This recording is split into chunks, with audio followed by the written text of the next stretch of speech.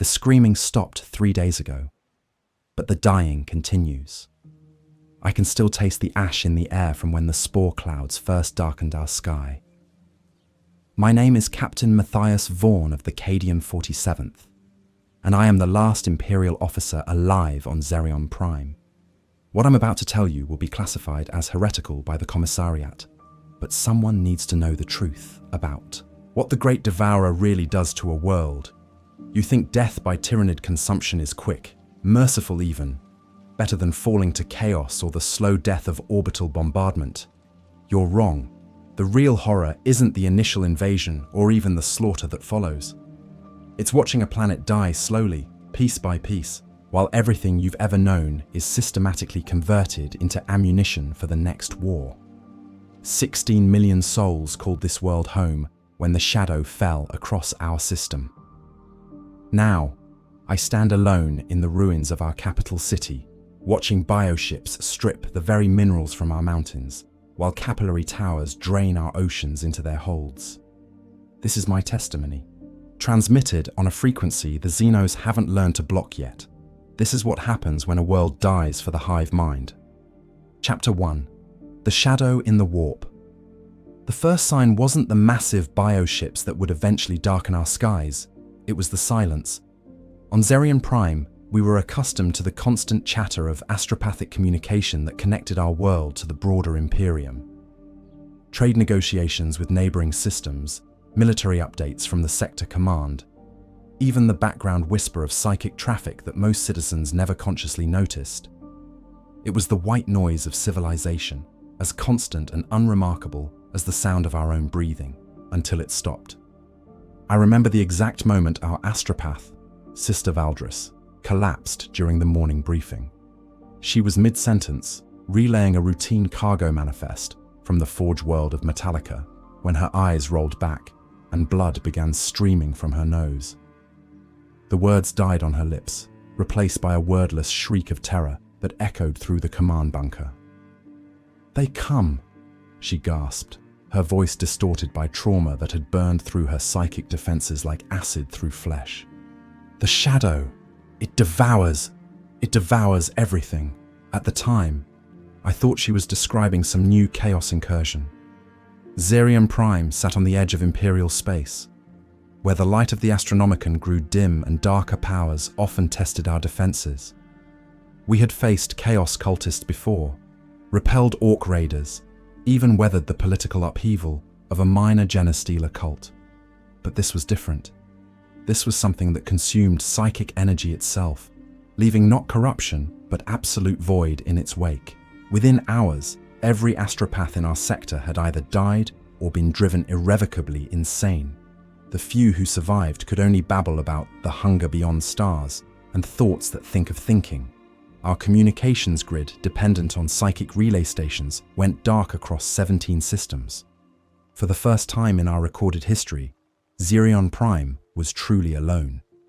Governor Quintus called an emergency session of the Planetary Defense Council, but his confidence couldn't hide the fear in his eyes. We had protocols for astropathic blackouts, temporary disruptions caused by warp storms or Xenos interference, but nothing in our tactical manuals addressed a phenomenon that could silence the minds of trained psychers across multiple star systems simultaneously. "Recommendations?" he asked, though we all knew he was hoping someone would tell him this was a temporary technical malfunction.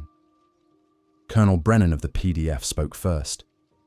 "Sir, recommend immediate activation of Condition Amber, full mobilization of all defense forces, evacuation of outlying settlements to fortified positions, activation of orbital defense platforms."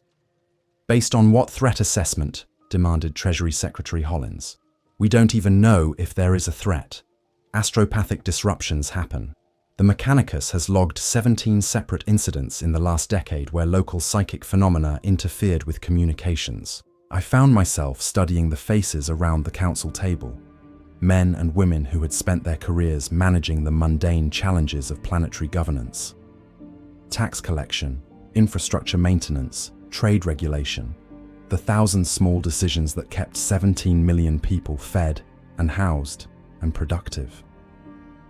None of them had ever faced a threat that could reach across the void between stars to strike at the foundations of human consciousness itself. "Permission to speak freely, sir?" I asked Governor Quintus. He nodded, and I could see him grasping for any voice that might provide clarity in the growing confusion. "I've read the classified reports from the Octarius War," I said. "Similar psychic phenomena preceded the arrival of Tyranid hive fleets. The shadow in the warp isn't just a disruption of communication, it's a weapon. A form of psychic warfare that clears the way for invasion by eliminating our ability to call for help or coordinate with neighboring systems." The silence that followed my words was profound. Everyone around the table understood the implications immediately. If Tyranids were approaching our system, we were already cut off from any possibility of Imperial reinforcement. Whatever was coming, we would face it alone. Governor Quintus was the first to recover his composure. "Captain Vorn, I'm placing you in charge of military preparations. Full mobilization, as Colonel Brennan suggested. How long do we have?" The question revealed how little any of us truly understood about the enemy we were facing. I had studied every piece of intelligence available about Tyranid tactics, read the after-action reports from dozens of worlds that had faced the Great Devourer. But academic knowledge was proving inadequate to the reality of preparing for an invasion by entities that treated entire planets as nothing more than raw materials to be processed. Based on Imperial records from similar incidents, anywhere from days to months, I answered honestly. The shadow in the warp can precede the actual fleet by varying intervals. But sir, I recommend we assume the worst-case scenario and prepare as if they could arrive within hours. The next 18 days passed in a blur of desperate activity. We evacuated 3 million civilians from agricultural zones and mining settlements, consolidating them into the fortified cities that offered our only hope of meaningful resistance. Our PDF regiments, supplemented by hastily trained civilian militias, took positions in defensive networks that had been designed to repel human invasions rather than the biological horrors we expected to face. Most challenging of all was the psychological toll of waiting. Without astropathic communication, we had no way of knowing whether neighboring systems were facing similar threats, whether Imperial reinforcements might be en route, or even whether the Imperium itself still existed beyond our small corner of the galaxy. The isolation was crushing, turning a world that had been part of humanity's galactic civilization into an island of consciousness floating in a dark sea. It was on the 19th day that our orbital monitoring stations detected the first gravity anomalies at the edge of our system. Massive objects were translating from warp space, their bulk so enormous that their presence distorted local gravitational fields in ways our sensors had never recorded. The bioships had arrived. Tentacle arrays kilometers in length writhed around central bodies that seemed to breathe, expanding and contracting in rhythm with some alien metabolism we couldn't begin to understand. "Emperor, protect us," whispered Lieutenant Torres as we studied the enhanced images in our command center. How do you fight something like that? The question would haunt me for the remainder of my life. How do you wage war against an enemy that views your entire world, not just your military forces, but your cities, your people, your very atmosphere, as nothing more than raw materials to be consumed?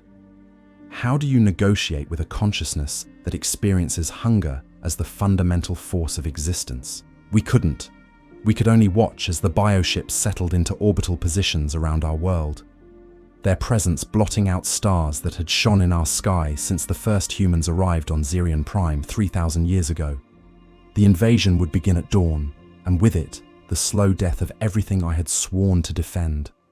But as I prepared our final defensive positions and reviewed casualty projections that painted increasingly hopeless pictures, I found myself thinking not about military strategy or tactical doctrine, but about the 17 million people whose lives would soon be measured in hours rather than decades.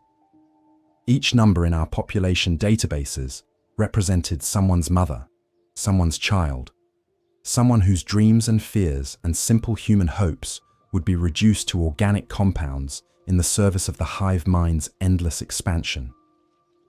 That night, as I stood watch on the walls of our capital city and watched alien stars pulse with unnatural light, I made a decision that would define the remainder of my existence. I would bear witness.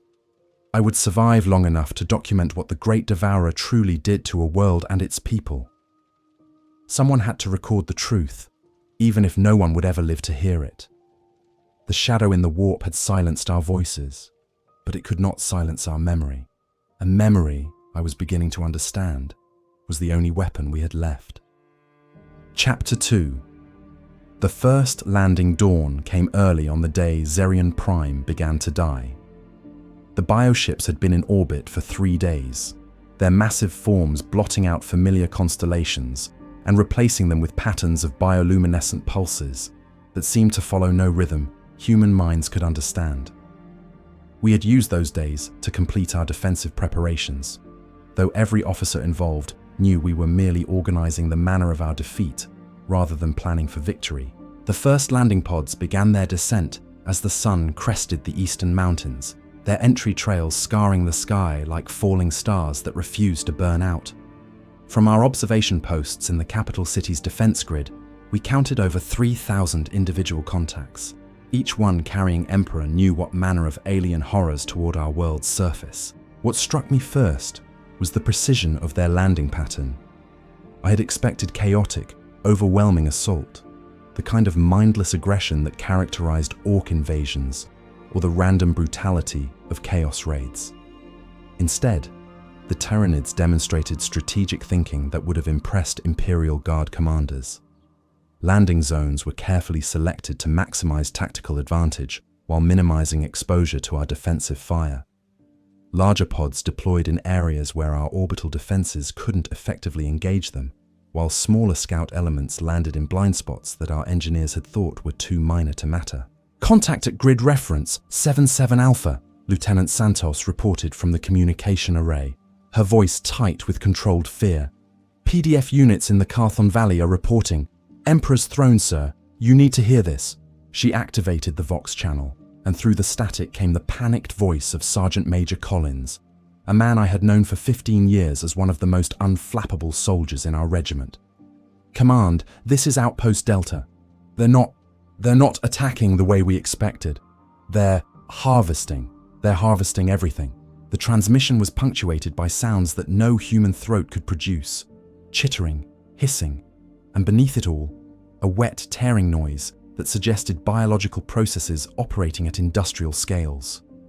When Collins spoke again, his voice carried the hollow tone of a man whose understanding of warfare had just been fundamentally shattered. "Sir, they're taking the trees. They're taking the grass. They're taking the soil itself. It's like they're stripping everything organic from the planet and processing it through some kind of biological factory. The creatures doing the work, they're not warriors. They're laborers. Specialized organisms designed for resource extraction." I felt my blood turn cold as I processed the implications. We had prepared to fight an invasion force, not a harvesting operation. Our defensive strategies were built around the assumption that the enemy would attempt to seize key strategic points, communications hubs, power generators, government centers. We had never considered that the enemy might view our entire world as one massive resource deposit to be strip-mined. "All units report current contact status," I ordered, activating the general command frequency. The responses painted a picture of systematic consumption that was far more terrifying than any battle could have been. Across 17 landing zones, Tyranid organisms were establishing what could only be described as biological factories. Creatures the size of buildings were extruding digestive acids that broke down organic matter into component proteins and minerals. Smaller organisms swarmed over the resulting sludge, sorting and processing materials according to genetic instructions that had been refined across millions of years of galactic consumption. Most disturbing of all were the creatures that seemed designed specifically for the capture and processing of human beings. These weren't the warrior organisms we had expected to face, the massive clawed beasts that featured in Imperial propaganda about the Tyranid threat.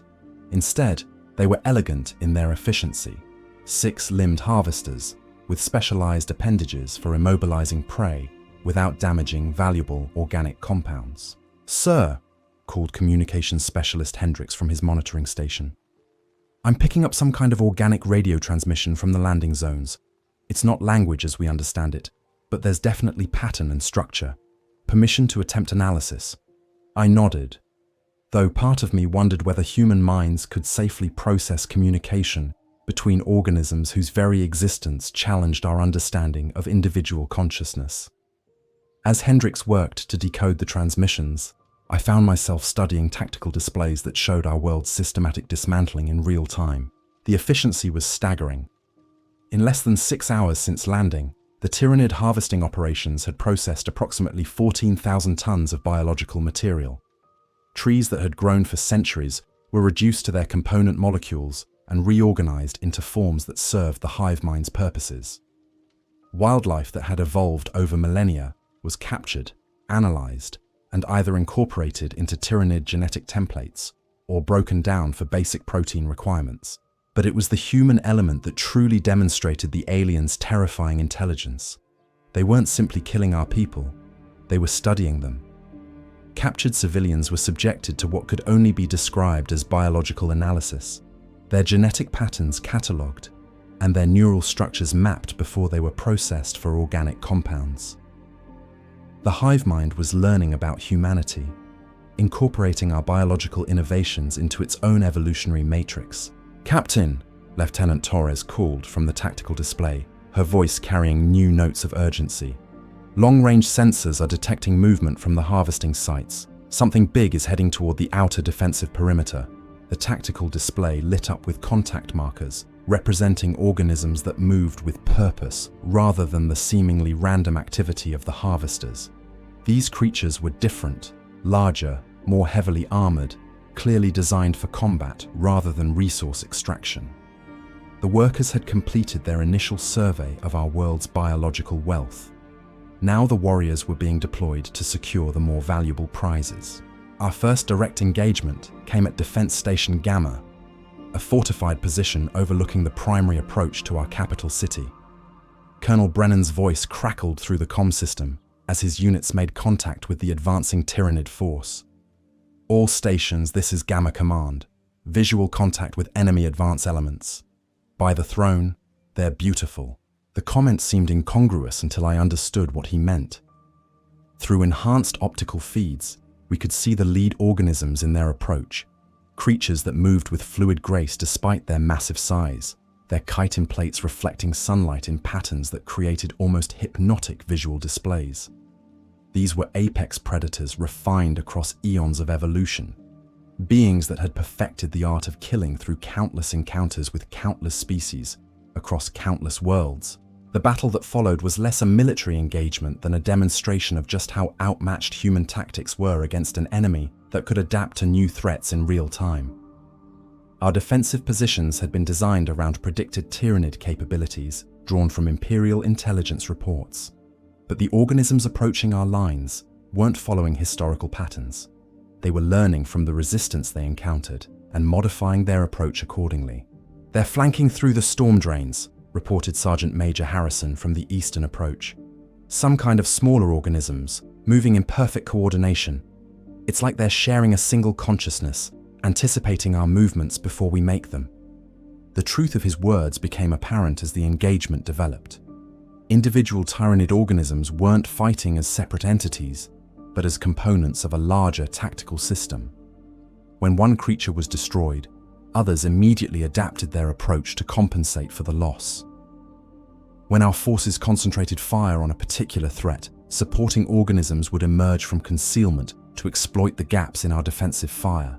Most unsettling of all was their apparent lack of conventional communication. Human military units required constant coordination through radio, visual signals, and battlefield commanders who could assess changing conditions and issue new orders. The Tyranids operated in perfect synchronization without any observable communication system, as if each organism possessed instinctive knowledge of the overall tactical situation. "Sir," called Lieutenant Santos, her voice tight with suppressed panic. "Hendricks has completed analysis of those organic transmissions. You're not going to believe this." Hendricks looked up from his analysis equipment, his face pale with the implications of what he had discovered.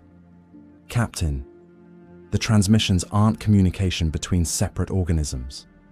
They're synchronization signals for a distributed consciousness system. Each creature is broadcasting its sensory data and receiving tactical updates from some kind of central processing system. The revelation hit me like a physical blow. We weren't fighting an army of individual aliens. We were fighting a single, vastly distributed intelligence that could process information and coordinate responses across thousands of separate biological units. Every Tyranid organism on our world was essentially a mobile sensor and weapon system controlled by a consciousness that existed on a scale no human mind could fully comprehend. "How do you fight something like that?" whispered Lieutenant Torres, echoing the question that had haunted me since the bioships first appeared in our system. The answer, I was beginning to realize, was that you didn't fight it at all. You could only delay it, make it work harder to achieve its objectives, perhaps buy time for some miracle that would never come. The battle for Defense Station Gamma continued for another 3 hours, but the outcome had been determined the moment the first Tyranid organisms touched our soil.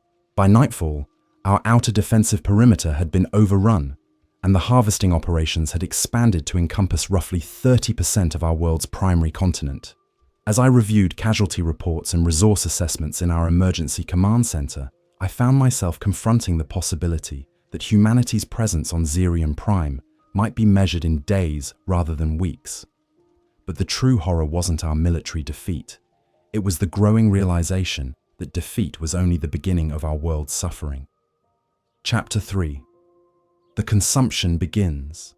By the end of the second week, the nature of our predicament had become terrifyingly clear. The Tyranids hadn't come to Xerion Prime to conquer us in any sense that human minds could understand. They had come to unmake us, to reduce our entire world, every living thing, every manufactured object, every grain of soil, into component materials that could be reorganized to serve the Hive Mind's expansion into neighboring systems. What we had initially mistaken for a military invasion was actually the first phase of an industrial process that operated on a planetary scale. The warrior organisms that had overwhelmed our defensive positions were merely security forces, biological equivalents of factory guards whose job was to prevent interference with the real work being carried out by specialized harvester creatures. From my position in the command bunker beneath Government House, I watched through drone feeds as our world was systematically dismantled. The process was mesmerizing in its efficiency. Entire forests disappeared into the maws of creatures that looked like living refineries, their massive digestive systems breaking down organic matter into component proteins, lipids, and minerals that were then transported to growing structures that defied any architectural principles human engineers had ever imagined. "Sir," reported Lieutenant Santos, her voice hoarse from days of continuous duty monitoring the communications array. "We're receiving transmission from Civilian Shelter 7. They're requesting permission to surrender." The request struck at the heart of everything I thought I understood about warfare. In conventional conflicts, surrender was an option, not always an honorable one, but a recognized part of the military calculus. Enemies might take prisoners for intelligence purposes, political leverage, or simple humanitarian considerations. But how do you surrender to a force that views your very biological existence as raw materials to be processed? "Put them through," I ordered, though I had no idea what I could tell them. The voice that emerged from the communication system belonged to Civilian Administrator Chen, a bureaucrat I had known for years as a competent but unremarkable manager of municipal services. The terror in his voice transformed him into something barely recognizable as the man who had once argued with me about budget allocations for street lighting. "Captain Vorn, this is Administrator Chen at Shelter 7. We have approximately 3,000 civilians here, including 800 children. The creatures have surrounded our position. They're not attacking, but they're clearly waiting for something. Some of my people are suggesting we open the blast doors and attempt to negotiate. What are your orders?" I closed my eyes, running probability calculations that painted increasingly hopeless scenarios. The Tyranids had demonstrated no interest in negotiation during any of our previous encounters. They showed no recognition of human attempts at communication, no response to white flags or surrender protocols. From their perspective, Administrator Chen's 3,000 civilians weren't potential prisoners or sources of intelligence. They were simply mobile concentrations of valuable organic compounds that happened to be protected by inconveniently thick walls. Administrator Chen, I said finally, maintain defensive positions. Do not open the blast doors under any circumstances. The enemy does not appear to recognize conventional surrender protocols. But sir, we can't hold out indefinitely. Our food supplies are limited, and some of the children are showing signs of stress-related illness. Surely, if we explain our willingness to cooperate, I cut him off before he could complete the thought. Administrator, I need you to understand something about our current situation. The enemy's objectives do not include the preservation of human life in any form. They are not here to occupy our world or exploit our resources in ways that allow for human survival. They are here to convert everything on this planet, including us, into biological materials that serve their expansion into neighboring systems. The silence that followed my words stretched for nearly a minute. When Chen spoke again, his voice carried the hollow quality of a man whose worldview had just collapsed. You're saying there's no possibility of survival? No way to coexist? I'm saying that coexistence with the Tyranids is like trying to coexist with a forest fire, I replied. They don't hate us, they don't fear us, they don't even really see us as enemies. We're just fuel. The philosophical implications of our situation were staggering.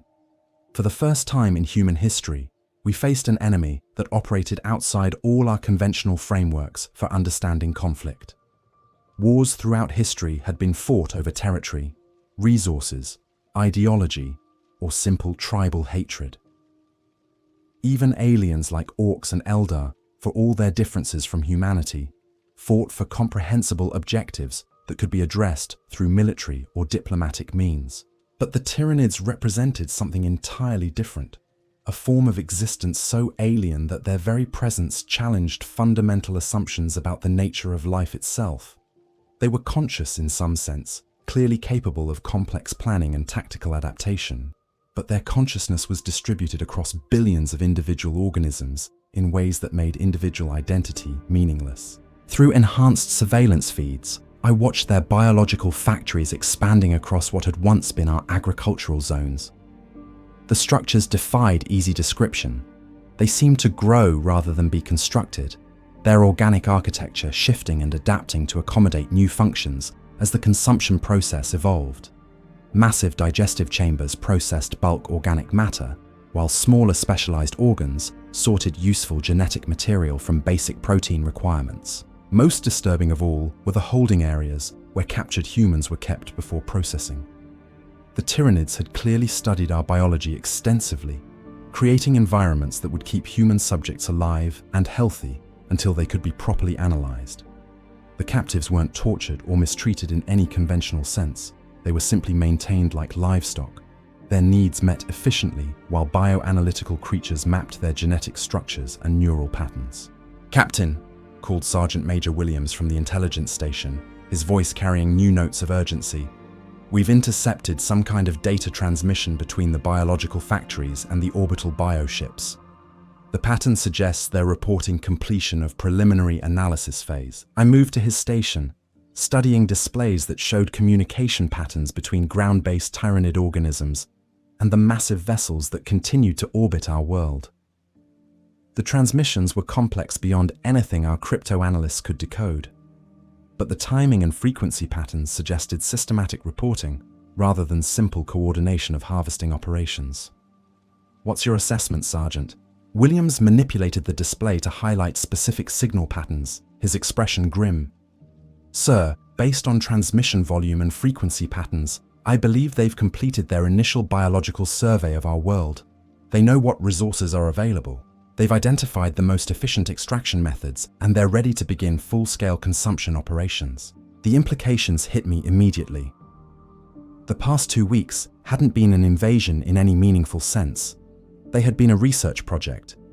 The Tyranids had been learning about our world's biological wealth, studying our ecosystems, and analyzing our species' genetic template. Now that they possessed complete data about what Xerion Prime had to offer, they could begin the systematic harvest that would strip our world down to bedrock. All stations, this is command, I announced on the general frequency. Be advised that enemy operations are entering a new phase. Expect significant escalation in harvesting activities within the next 48 hours. The response from our scattered defensive positions painted a picture of systematic encirclement that left little hope for meaningful resistance. Tyranid forces had established control over approximately 70% of our primary continent, with secondary infestations spreading across our smaller landmasses and oceanic regions. Their biological factories were producing specialized organisms at an accelerating rate, creating exactly the right mix of creatures needed to process each type of resource they had identified. But it was the reports from our few remaining orbital observation platforms that truly drove home the scale of the catastrophe we faced. The bioships had begun deploying massive atmospheric processors, creatures the size of small cities that hung in our upper atmosphere like living dirigibles, their specialized organs extracting nitrogen, oxygen, and trace gases for transport to orbital storage facilities. "They're stealing our air," whispered Lieutenant Torres, her voice barely audible as she processed the implications. The observation was literally accurate. The atmospheric processors were gradually reducing the oxygen content of our atmosphere while extracting gases that would be useful for terraforming whatever worlds the Hive Mind intended to colonize next. Within a few months, assuming their current rate of extraction continued, our atmosphere would no longer support human life. Anyone who survived the ground-based harvesting operations would simply suffocate as their world's air was shipped to distant star systems. It was then that I truly understood the scope of what we faced. The Tyranids weren't just consuming our world's biological life, they were taking everything. The air we breathed, the water in our oceans, the minerals in our mountains, even the organic compounds that had accumulated in our soil over millions of years of evolution. When they finished with Xerion Prime, nothing would remain but a sterile rock drifting in space, and they would do the same thing to the next world, and the next, spreading across the galaxy like a biological wildfire that consumed everything in its path, while growing stronger with each meal. We weren't just fighting for our own survival. We were fighting to prevent the Hive Mind from adding our world's resources to an arsenal that would make their next conquest easier and more efficient. The communication from Administrator Chen had ended hours ago with no further word from Civilian Shelter 7. Through our remaining surveillance assets, I could see that Tyranid forces had surrounded the facility, but made no apparent effort to breach its defenses. They were simply waiting, demonstrating patience that spoke to their confidence in the ultimate outcome. They could afford to wait. Time was on their side. Every hour that passed saw their harvesting operations grow more efficient, while our defensive capabilities diminished. Every day brought them closer to the moment when our world would be empty of everything that could resist their expansion. But as I reviewed casualty reports and resource assessments in the flickering light of our emergency command center, I found myself thinking not about military strategy or tactical doctrine, but about the fundamental question of what it meant to be human in the face of such overwhelming alien purpose. The answer would determine how we chose to spend our remaining time on a world that was no longer truly our own. Chapter 4. The Factory Expands. 3 weeks into the consumption of Xerion Prime, the Tyranids had transformed our world into something that challenged every assumption humans held about the nature of life itself. From my command post in the increasingly isolated capital city, I watched through long-range surveillance feeds as our planet's surface was systematically reorganized into a vast biological factory complex that operated according to principles no human engineer could have conceived. The transformation wasn't random or chaotic. It followed patterns that spoke to millions of years of evolutionary refinement in the art of planetary consumption. Where our cities had once stood, massive digestive structures now processed organic matter at industrial scales. Where our forests had grown, specialized harvester organisms sorted biological materials according to genetic templates that determined their ultimate use in Tyranid expansion efforts. Most unsettling of all was the growing realization that the creatures reshaping our world weren't mindless drones following simple programming. They demonstrated problem-solving capabilities that adapted to local conditions in real time, modifying their approach based on the specific challenges presented by our world's unique ecosystem. When they encountered our underground water systems, they developed specialized organisms to exploit aquatic resources. When they reached our mineral deposits, they evolved new digestive processes to extract useful compounds from inorganic materials. "Sir," reported Tech Adept Morrison from our sensor station, his voice carrying the mechanical precision that came from decades of service to the Omnissiah. "The biological factories have achieved 37% coverage of the primary continent. Extrapolating from current expansion rates, complete planetary processing will be accomplished within 47 days. 47 days! Less than 7 weeks for the Tyranids to reduce our entire world to component materials and ship them off to fuel their next conquest." The timeline was both terrifyingly short and impossibly long. Short enough to make our situation feel hopeless, long enough to force us to confront the psychological reality of watching our world die slowly rather than facing a quick, clean military defeat. "What's the status of civilian evacuation efforts?" I asked, though I already knew the answer would offer little comfort. Lieutenant Santos consulted her reports, her voice carefully controlled as she delivered statistics that represented the final days of millions of human lives. Approximately 2.3 million civilians remain in fortified shelters across 7 locations. Food supplies are adequate for another 3 to 4 weeks, assuming normal consumption rates.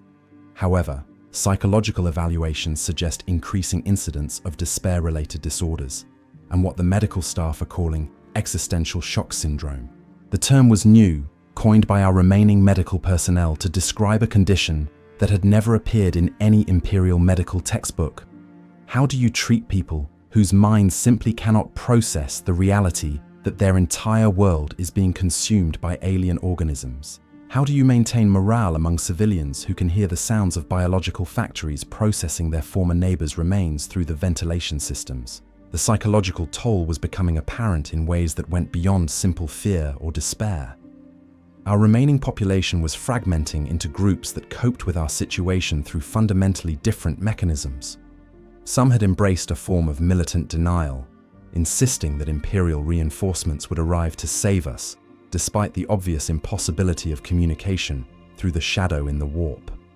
Others had turned to increasingly extreme forms of religious observance, interpreting our situation as some form of divine test that could be passed through sufficient faith and sacrifice. Most disturbing of all were those who had begun to express fascination rather than horror at the Tyranid organisms.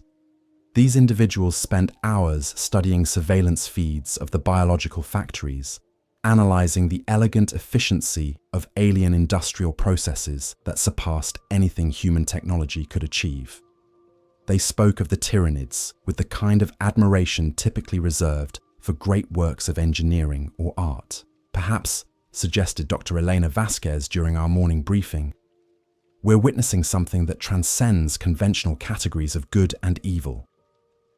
The Tyranids represent a form of biological perfection that humanity can barely comprehend.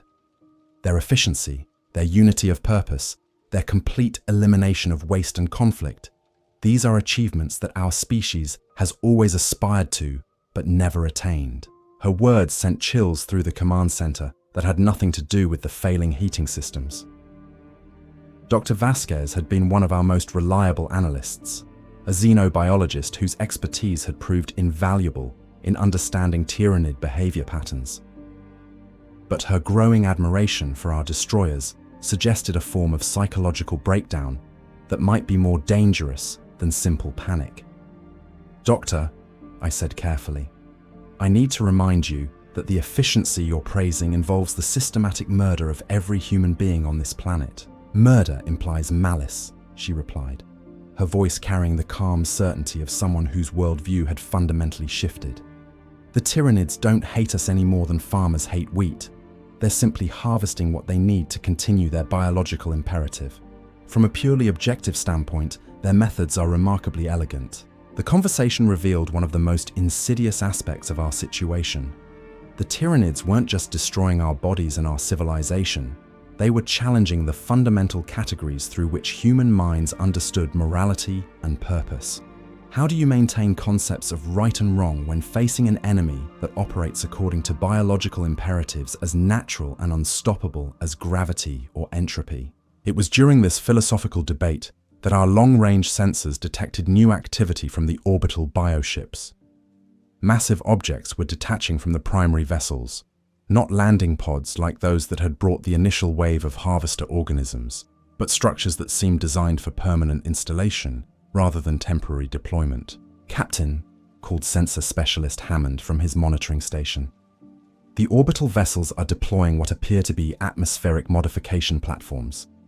Estimated mass of each platform exceeds 50,000 tons. Trajectory suggests stationary deployment in high orbit.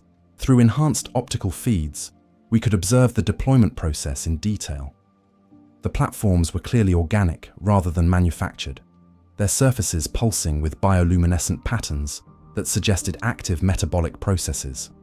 As they took position in our upper atmosphere, specialized appendages began extending toward our world's surface, kilometers-long organic conduits that would serve purposes we could only speculate about. Atmospheric composition analysis shows increasing levels of xenobiological compounds, reported tech adept Morrison. The platforms appear to be introducing airborne organisms into our atmospheric system. Purpose unknown, but the organisms show rapid replication rates. The implications were staggering. The Tyranids weren't content to simply harvest our world's existing biological resources. They were introducing new organisms designed to accelerate the consumption process, or perhaps to prepare our atmosphere for uses we couldn't imagine. The air itself was becoming part of their biological factory complex. Within hours, the effects of the atmospheric modification became apparent.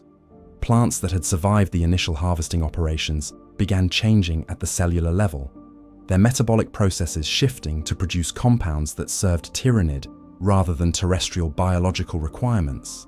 Animals that had escaped capture by ground-based harvester organisms began exhibiting behavioral changes that suggested alteration of their neural chemistry. Most disturbing of all were the reports from our civilian shelters of people beginning to experience what could only be described as biological attraction to Tyranid organisms.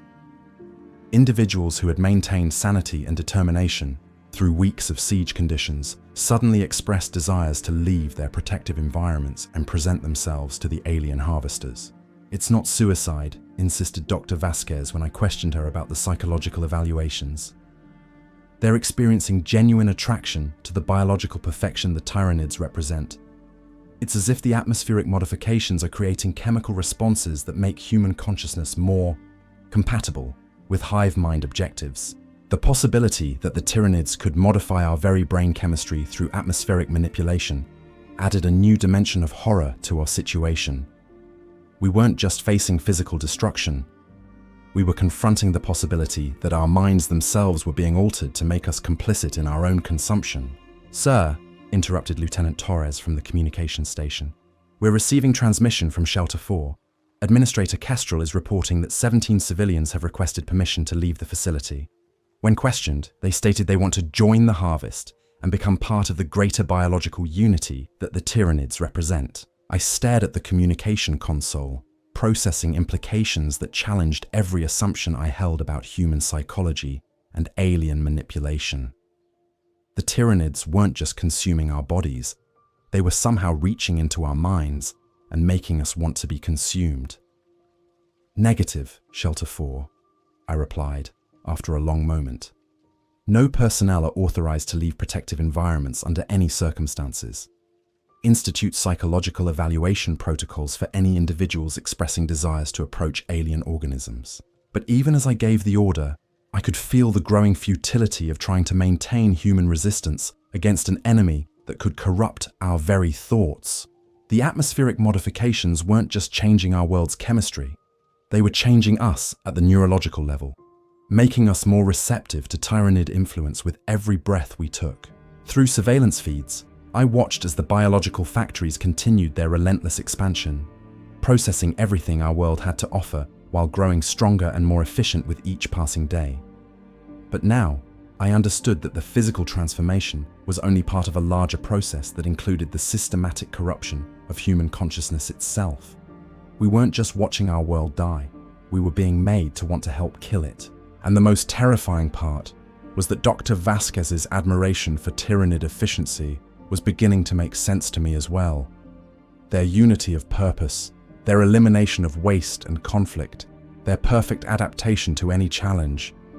These were indeed achievements that human civilization had never approached. Perhaps resistance wasn't just futile. Perhaps it was actually irrational. The thought terrified me more than any of the monstrous creatures I had seen through our surveillance systems, because I recognized it as my own and not something imposed by alien influence. The possibility that I might be losing my humanity through my own logical processes rather than through biological manipulation was almost too horrible to contemplate. But as I reviewed our dwindling resources and shrinking defensive perimeter, I had to acknowledge that the question of whether resistance was rational was becoming impossible to ignore. Chapter 5: The Last Stand.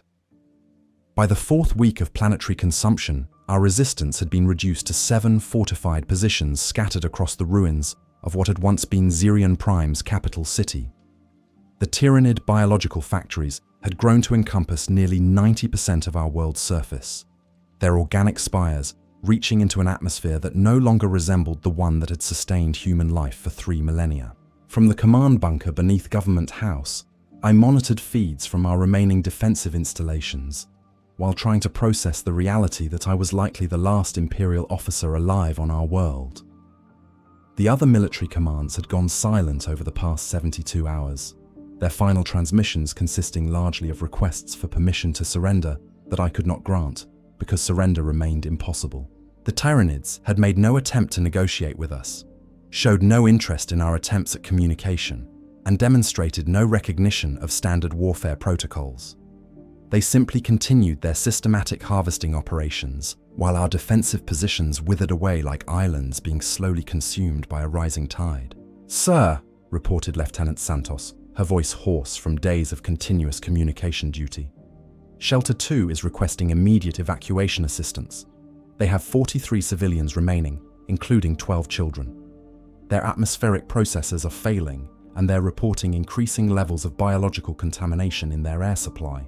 The request was heartbreaking and impossible to fulfill. Our remaining defensive forces lacked the capability to mount evacuation operations, and even if we could extract the civilians from Shelter 2, we had nowhere to take them that offered better prospects for survival. The atmospheric contamination they reported was spreading across our entire world as the Tyranid modifications progressed toward whatever final state they were designed to achieve. "Negative, Shelter 2, I replied, the words feeling like betrayal, even as tactical necessity demanded them. "No extraction capabilities are available. Recommend sealing atmospheric systems and implementing emergency rationing protocols." The silence that followed my transmission spoke volumes about the desperation of our situation. Administrator Reynolds at Shelter 2 was asking me to save his people's lives, and I was telling him to wait for death in whatever manner seemed most comfortable. The fact that this represented our best available option highlighted just how completely the Tyranids had destroyed our ability to protect our own people. It was during this exchange that our sensors detected something unprecedented in the alien harvesting operations. The biological factories that had been systematically processing our world's organic matter were beginning to produce something new, structures that seemed designed for launch rather than planetary deployment. "Captain," called Tech Adept Morrison from his sensor station, "the primary biological complex is fabricating what appear to be spacecraft-scale organisms. Mass estimates suggest vessels capable of interstellar travel.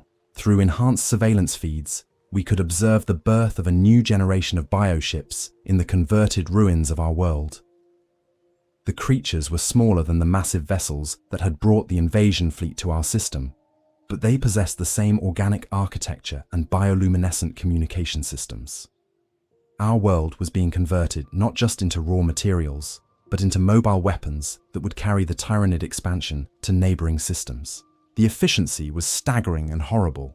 In less than a month, the Hive Mind had transformed our entire planet from a functioning human world into a biological weapons factory capable of producing the tools needed for the next phase of galactic consumption. Every tree that had grown in our forests, every animal that had roamed our plains, every human being who had called Xerion Prime home, all had been reduced to component materials in service of alien expansion. "How many vessels are they constructing?" I asked, though I dreaded the implications of any answer Morrison might provide. "Current fabrication activities suggest approximately 200 spacecraft of various scales," he replied, his mechanical precision unable to disguise the horror of what he was reporting. Completion timeline appears to be 7 to 10 days based on observed construction rates. 7 to 10 days. That was how much time remained before our world's death would enable the Tyranids to spread their destruction to neighboring systems. The biological ships growing in our former cities would carry enough firepower and harvesting capability to overwhelm any world that lacked massive defensive installations, and they would do so while carrying genetic templates and tactical knowledge acquired through the consumption of our people. "Lieutenant Santos," I said, activating our most powerful transmission array, "prepare a final warning broadcast on all Imperial emergency frequencies. Maximum power, all available channels." She nodded grimly, understanding that this represented our last opportunity to warn others about what was coming. The message would need to carry enough technical detail to convince Imperial commanders that the threat was real, while remaining brief enough to complete transmission before the Tyranids inevitably located and destroyed our broadcasting equipment. I activated the recording system and began what I knew would be my final report to Imperial Command. "This is Captain Matthias Vorn of the Cadian 47th, reporting from Xerion Prime. Our world has been consumed by Tyranid forces identified as elements of Hive Fleet Leviathan. The invasion followed a pattern that differed significantly from previous Tyranid encounters documented in Imperial tactical manuals. Initial contact was preceded by complete psychic blackout, affecting all astropathic communication within our sector. This shadow in the warp eliminated our ability to request assistance or coordinate with neighboring systems. The blackout preceded actual invasion by approximately 3 weeks. Tyranid landing operations prioritized biological survey and resource evaluation over direct military engagement. Enemy forces demonstrated capabilities for atmospheric modification, biological assimilation of local species, and real-time genetic adaptation that exceeded all previous intelligence estimates.